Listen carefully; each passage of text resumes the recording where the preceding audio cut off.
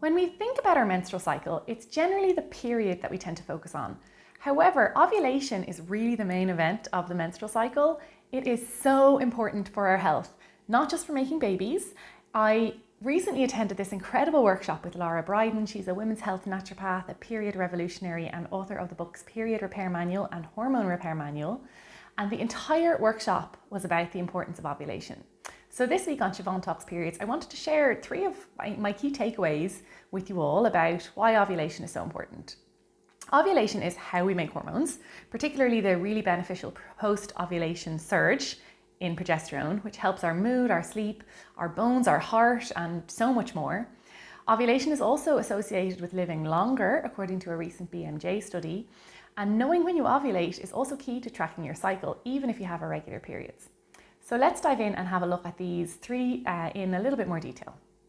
First things first, ovulation is how we make hormones. Estradiol, the most common form of estrogen in our cycling bodies, and progesterone, and a small amount of testosterone as well, all of which have so many benefits. But it's the progesterone that relies most upon ovulation for its synthesis. So after we ovulate, progesterone is secreted by the corpus luteum. That's the empty follicle that remains after your egg exits the follicle and makes its way down the fallopian tube. And yes, you may have heard that this progesterone is produced to prepare your body for pregnancy, which it can, when the placenta eventually takes over. But progesterone is so much more important than just a pregnancy hormone. It's a stress protective, mood stabilizing super hormone. It helps us sleep better, and it can even be converted into other hormones as needed. Research finds that progesterone reduces inflammation, it protects against heart disease, it's important for muscle building, it even helps to buffer the negative effects of our stress response. A 2020 study even found that progesterone noticeably changes the shape of our brains throughout our cycle. I mean, how amazing! It's just so cool.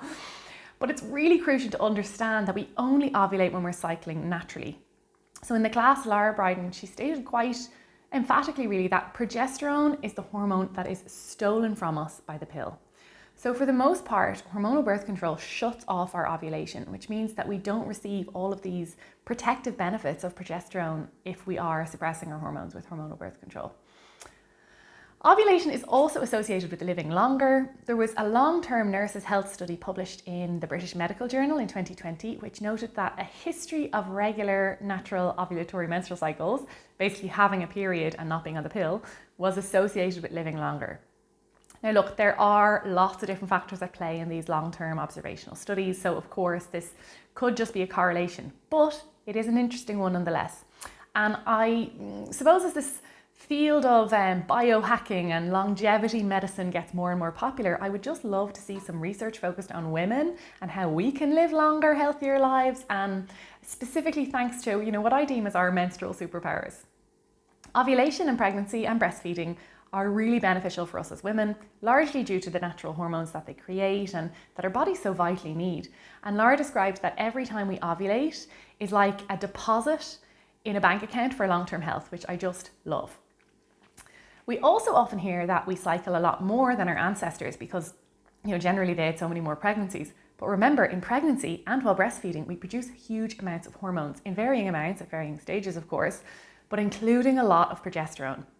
So these natural long periods of time without ovulating or bleeding while pregnant or breastfeeding just aren't comparable to those long periods of time that we go without ovulatory periods when we take hormonal birth control and suppress our progesterone production for years on end sometimes.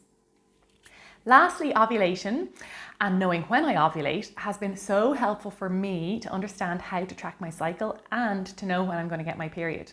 I had irregular periods for a large part of my life, and it was an absolute revelation to me that the irregular part of our cycle is the first half of our cycle, the follicular phase, and that once we ovulate, the luteal phase almost always lasts between 10 to 14 days. So when I discovered this, I finally realized that I could start to plan my life around my cycle and also just to know when I was due to bleed. So all you need to do to learn this is to track your basal body temperature. Your basal body temperature is your body's internal temperature, your lowest resting temperature when you're sleeping. And this rises after you ovulate. So all you need is a thermometer, ideally with 2 decimal points for accuracy. And then you measure your temperature first thing in the morning when you wake up. Before you check your phone or have a glass of water or go to the bathroom or anything, first thing in the morning. So your temperature will rise about 0.3 to 0.6 degrees just after you ovulate, and then it'll stay elevated until your next period. And if your temperature doesn't go up, then it's a sign likely that you aren't ovulating or getting that progesterone surge, which of course is an absolutely brilliant bit of feedback as well.